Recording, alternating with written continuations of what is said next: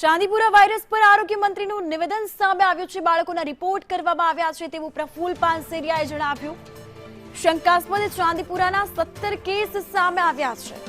શંકાસ્પદ ચાંદીપુરાના 10 sample negative છે તે પણ એક રાહતના સમાચાર। સાથે જ 6 બાળકોમાં ચાંદીપુરા વાયરસનો રિપોર્ટ જે છે તે પોઝિટિવ આવ્યો છે। પ્રફુલ પાનસેરિયાનું નિવેદન સામે આવ્યું।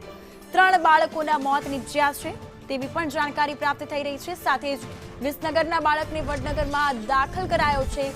ગત વર્ષે 14 જિલ્લાના 61 ગામોમાં તેનો પ્રભાવ હતો। 18 વર્ષથી નીચેના બાળકોને સંક્રમણ ફેલાવતી માખીઓ મળી કે જે માખીના ફેલાવાથી આ રોગ થાય છે તેવી વિગતો સામે આવી। તો શું છે ચાંદીપુરા વાયરસ તેને લઈને આપણે જણાવીએ। સેન્ડફ્લાય માખી દ્વારા આ વાયરસ ફેલાય છે।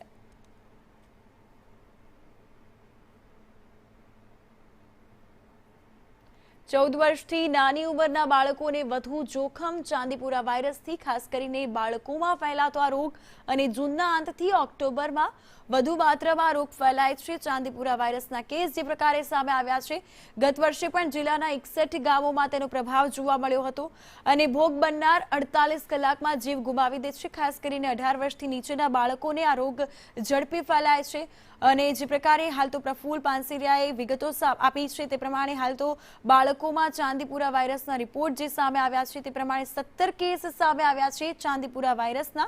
શંકાસ્પદ ચાંદીપુરાના જે કેસ છે તે 10 સેમ્પલ જે છે તે નેગેટિવ આવ્યા છે અને 6 બાળકોમાં ચાંદીપુરા વાયરસનો રિપોર્ટ પોઝિટિવ આવ્યો છે।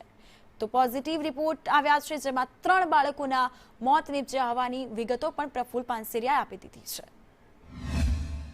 તો રાજ્ય સરકારના આરોગ્ય વિભાગે તમામ સિવિલ હોસ્પિટલો અને સિવિલ દવાખાના વગેરે ચાઇલ્ડ સ્પેશિયાલિટીઝ વગેરેને સૂચના આપવામાં આવી છે। આજે જ મેં આપી છે ને એ સૂચના એવી છે કે કોઈ પણ બાળક સામાન્ય તાવ, શરદી, ઉધરસ હોય ગંભીરતા લાગે તો તુરંત જ એમને ચાંદીપુરા વાયરસનો ટેસ્ટ કરાવવાનો છે। એટલા માટે કે પહેલેથી ખબર પડે તો એમનો સારવાર આપણે બહુ સઘન રીતે કરી શકીએ। ને બીજી વાત છે કે ચાંદીપુરા વાયરસની કોઈ રસી નથી, કોઈ સ્પેશિયલ એવી દવા નથી। સિમ્પટમ્સને આધારે ડૉક્ટર એમની સારવાર કરતા હોય। માનો કે ઝાડા ઉલટી હોય તો ઉલટીની દવા આપે, ઝાડાની દવા આપે, તાવ હોય તો પેરાસિટામોલ વગેરે એને દવાઓ આપતા હોય, ખેંચ આપતી તો માઇન્ડની વગેરે ન્યુરોસર્જન જોતા હોય। તો વિવિધ ડૉક્ટરો એના પર હોચ રાખી એક પણ બાળકનું મૃત્યુ ન થાય એ દિશા તરફ આરોગ્ય વિભાગ અત્યારે કામ કરી રહ્યું છે।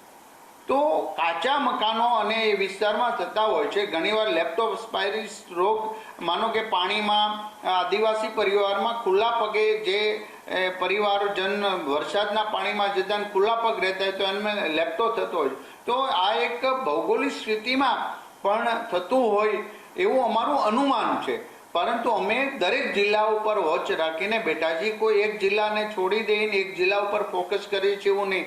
પણ ગયા વખતે 14 જિલ્લામાંથી કેસ પ્રાપ્ત થયા હતા તો એ 14 જિલ્લાના 61 આઈડેન્ટિટી સ્પોટ છે ત્યાં બધી જગ્યાએ અમે દવા છંટકાવ અને તપાસ કરી લીધી છે। અગમચેતીના પગલાં આપણે જરૂર રાખીએ કે ત્યાં નવી માખી ન થાય। એક નાની નાની દિવાલો પર એક વ્યક્તિ એમ પોટલી કરીને એમાં ઠપકારીને અંદર સુધી દવા જાય એવો પ્રયાસ થઈ રહ્યો છે અને બધી જગ્યાએ જ્યાં એક દર્દીનું ઘર હોય એટલામાં જ કરીએ નહીં, આજુબાજુના 50-100 ઘર સુધીને અમે એ દવાનો છંટકાવ કરીએ છીએ જેથી કરીને અરાઉન્ડ એરિયાની અંદર, અને આ લગભગ નીચે જ જમીનથી લેવલ નીચે પહેલા માળના મકાન સુધીને જ આ માખી હોય છે એવું પ્રાથમિક અનુમાન છે।